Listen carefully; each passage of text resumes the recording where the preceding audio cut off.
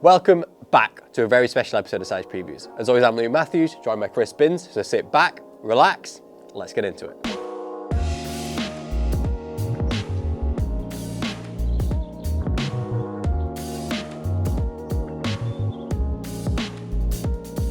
So I said this is going to be a very special episode of Size Previews, and it is, isn't it? Yeah, it is. Because today we're taking a trip down memory lane, and as you know, we've recently launched the Size Adidas Hub over on the Size Launches app, and we're going to start by exploring the years 2010 and 2011, and there's some absolute bangers in there. Yeah, I mean, for me, it's a bit of a nostalgia thing because that's when I kind of moved over to the office from the store. So a lot of these shoes kind of, I don't want to say mean a lot to me, but obviously it's kind of bringing a lot of memories back of them days, like when we were in this kind of little tiny office when we started out. So, well, let's reminisce and let's go down memory lane. Let's start with the jeans, because for me, that's the first one on the app when you go through the timeline. yeah, these.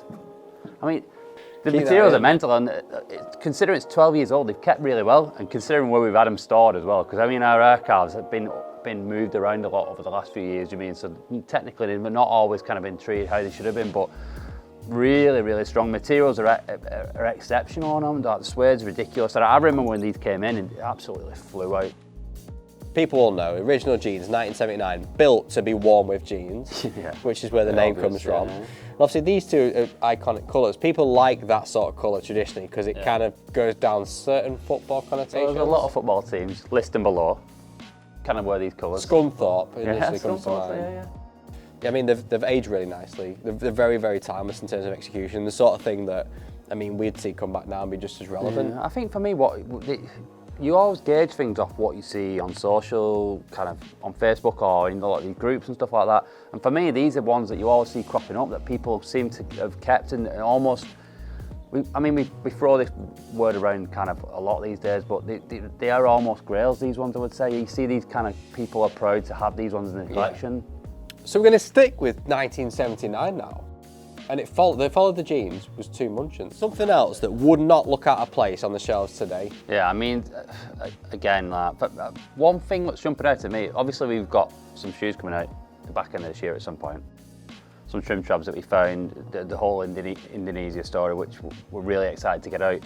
And it's interesting that you kind of got that mesh applied to the same tool. And I know it's München, it's a different shoe, don't pull me up on that, but it's interesting we've already kind of done it here. Yep. At this point, do you know what I mean? And done a different version of München. Again, with these shoes, there's millions of versions of München, do you know what I mean? And it's always good to kind of like look at how it's been, all the different iterations throughout the years, do you know what I mean? And this for me is one that's kind of, we've not seen since 2010, obviously, but it's just one of them kind of weird little iterations that kind of came along in '79. What's nice as well is we very rarely see black used on the uppers, especially on these shoes. So to see a black shoe in here, really nice. And then again, so iconic. Yeah. And it's super iconic, isn't it? Timeless. Yeah, I mean, even just the white and red and stuff like that. It's just we don't really play around with these colours anymore. Do you mean? But these are real traditional colours. Do you mean that we'll use on them shoes in them days? These days we try and like take it elsewhere with storytelling, but these are like true OG feeling shoes, aren't they? When you think of 1980, there's not one shoe I think of more than this. Well, it's in the description, isn't it? It is, and I mean, I don't usually pick the shoe up. That felt quite weird, but I quite liked it as well. SL80, I mean, that is iconic, and that execution in itself, I mean, I kind of want to pay just picking that shoe up. You know what? I talk about nostalgia earlier on, but I think this for me is nostalgia. I remember I'd started at the office and you used to have to go and do a couple of days in store. Here we go, get comfortable. A week in store. I actually went to Liverpool store and it was the week it kind of launched, and obviously Liverpool, it's a shoe that's kind of synonymous from that kind of community with Liverpool as well. So I always remember the rush that we had coming through the doors for this shoe, do you mean? And the reaction that we had out there, he absolutely flew off the shelf. And this execution is spot on, do you mean? It's absolutely spot on. I mean, we've done a bit of SL ourselves recently, and we've done SL82 as well, which you guys have seen coming through. But that, for me, bang on, one to one. Yeah, we've spoke about this a lot in the past. And when we pick these old shoes up and we reference materials, some of these materials you just can't execute anymore. Like the leather on the stripes, to use your word, is ridiculous. It is, because you just don't get that anymore. And to do it, you need to go over and above the spec materials. Like this back then was the norm for this product. So when we talk 2010, I mean, what I initially thought of, and I imagine a lot of you have thought of as well, is the City Series. Now we've got 3 to show you. The rest are all on the hub. And I mean, one thing we need to shout out is because over the years, some of our samples have been misplaced. So David Smith, thank you for lending the pairs there. I think it was only fair. We moved over the years. We managed to keep a lot of it, but for some reason, like it's just 2010 City Series has seemed to kind of grow some legs. We really appreciate you lending some. But let's look at the ones we've got here. And I mean, should we do them one by one? I feel we'll start off with the Birmingham. Now, we've talked about these for a long time, so we don't want to repeat what we've said. For those that don't know, obviously 2010 we celebrated with 3 original cities and 3 brand new cities. We started with Birmingham, which was one of the brand new cities. Iconic colours of Cadbury, which is where they're based in the city. And I mean, when we talk about grails, we talk about 500 pairs, we talk about hues and community and everything that embodies it. This shoe has gone down in folklore and will be one of the shoes that will forever be synonymous with size. I think these shoes and this shoe in particular concreted that, like I said about the SL80, that's when we kind of knew that it was getting bigger and bigger. I think this kind of cemented that place in that community, bringing these shoes out, and something that we kind of give back to these cities that meant a lot to size as a, I hate saying as a business, but as a retailer. Do you mean? I think that's where it kind of all started almost.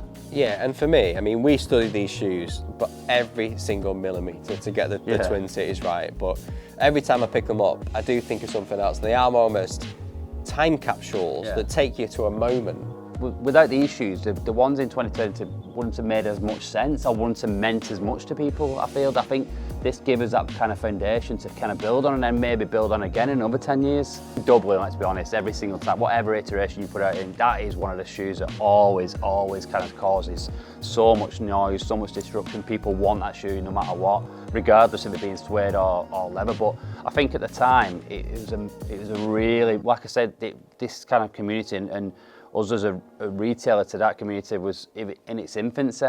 So it was a bold statement, I think, to put it into leather, because we know how purist them guys are and how much they wanted to bring back the original shoe. I think it was a massive statement, and obviously the shoe, it holds up and it's a great shoe. Well, it's almost like you can liken it's like a cricket ball leather. Like it almost wears in time. It's like waxed, isn't it? Do you know what I mean? I think the more and more you wear it, I mean, these don't look like they've ever been worn, I'm not going to lie. But the scratches and everything just really add to it. It gives it that more age, kind of like royal, regal feel, doesn't it, I would say.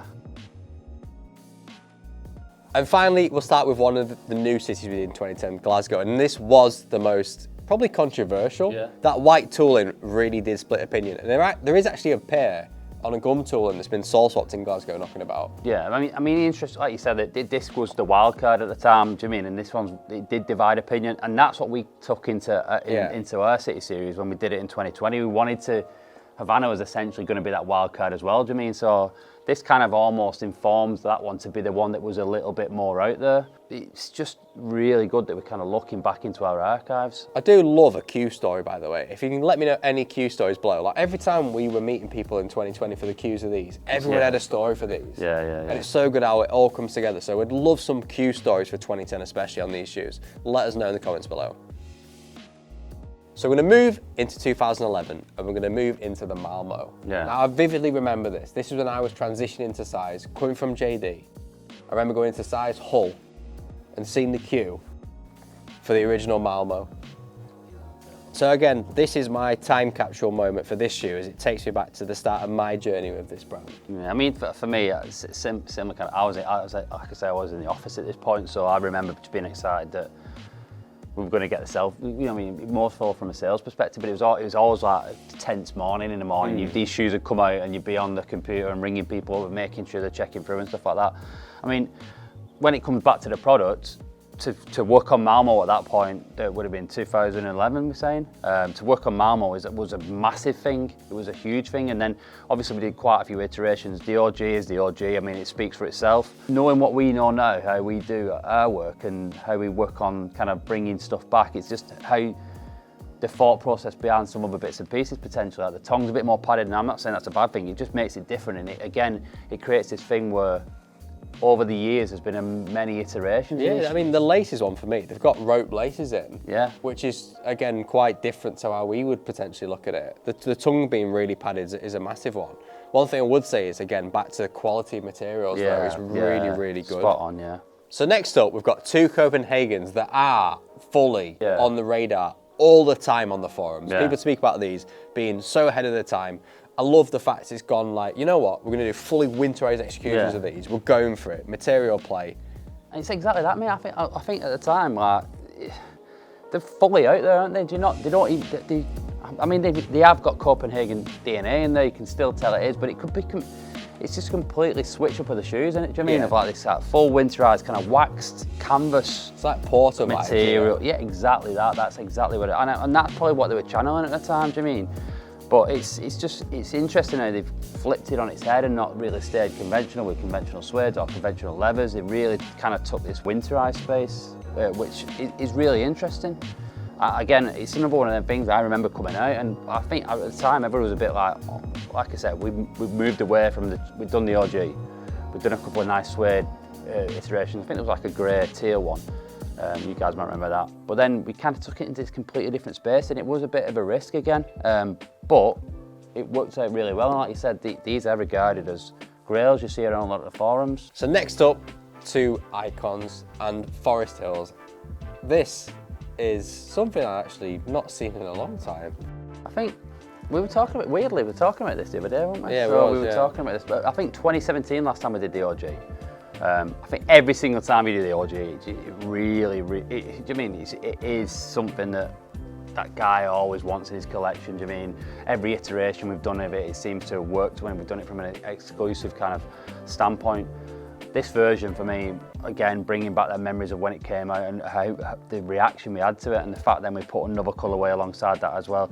It's both of them work really well. Forest Hills is a great shoe, isn't it? Yeah, and it's what's nice is like we've talked about shoes across the whole episode that span multiple functions and sports, and what we always forget when we're looking at these shoes is they were all built for a purpose. Like at its time, these were the pinnacle of innovation. And they were built for a reason. It's almost like these shoes always change a little bit as well. It's all, in your head, you look at it and it just looks like a Forest Hills, but I'd love to lay out every single Forest Hill and side by side and see the differences, because every single one will be different, do you know what I mean? Every single one will have its nice little nuances to, do you mean, for that iteration. So we're going to finish 2011 with something that I've looked at just now as I'm picking it up, and I'm thinking, I quite like a pair of them. I don't actually have a pair at all. Yeah.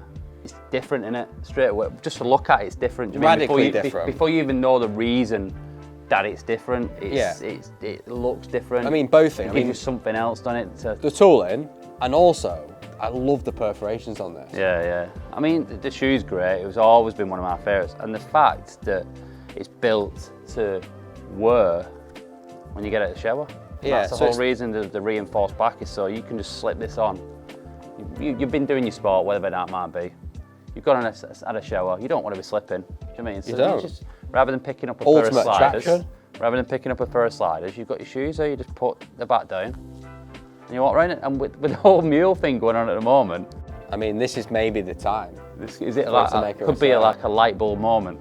It is. I mean, we're doing it in front of everybody. Yeah. So I mean, the feedback will be very, very nicely appreciated. But I mean, it feels like now's the time for it. I love the perforation, and I think it's executed really, really nice. Materials on both of these are great. I think as well, we always look at these shoes that have got gum tooling, or do you mean?